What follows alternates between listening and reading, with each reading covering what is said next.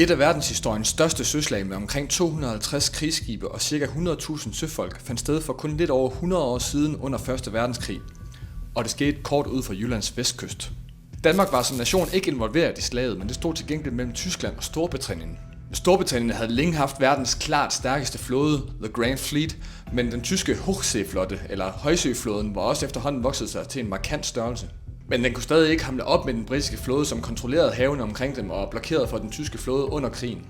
Derfor ville tyskerne lokke en del af den britiske flåde i et baghold, så de kunne sænke en markant del af deres skibe og på den måde skabe mere ligevægt i magtbalancen på havet. Men tyskerne var ikke klar over, at briterne havde spioneret og på den måde brugt nogle koder i tyskernes interne kommunikation, så de vidste, der var gang i et eller andet.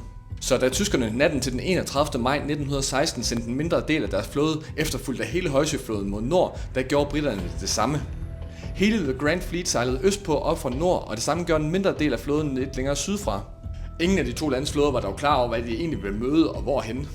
På et tidspunkt, næsten samtidig, der fik begge de mindre flåder øje på et dansk fragtskib på havet, NJ Fjord, ca. 100 km ud fra Hanstholm-området, som de sejlede nærmere for at undersøge.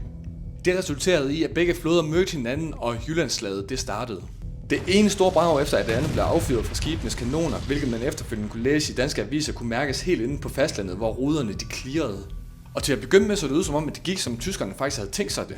Den mindre tyske flåde fik assistance af Højsøflåden, og flere britiske skibe blev nedlagt. Men da briterne de flygtede længere nordpå, der blev tyskerne overrasket. De røg i en fælde og blev mødt af hele The Grand Fleet.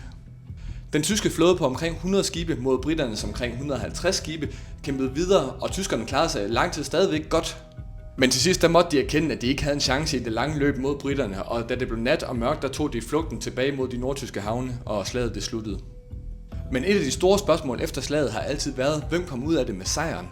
Tyskerne de kunne hævde, at de havde vundet, fordi de havde gjort størst skade på briterne. Knap 7.000 britiske søfolk og 14 skibe gik tabt mod godt 3.000 tyske søfolk og 11 skibe. De var altså lykkedes med at reducere den britiske flåde, som det var målet, bare ikke så markant, som de havde regnet med. Og briterne havde stadigvæk en tilpas overlegen flåde efterfølgende til at kontrollere havet resten af 1. verdenskrig, så derfor vil de ofte påstå, at de vandt slaget. Men hvem blev reelt vinder af Jyllandsslaget? Skriv eventuelt en kommentar med, hvem du vil vurdere til at have vundet slaget, og giv gerne videoen et like, hvis du synes den var spændende, og følg med på siden for at få flere hurtige historier i fremtiden.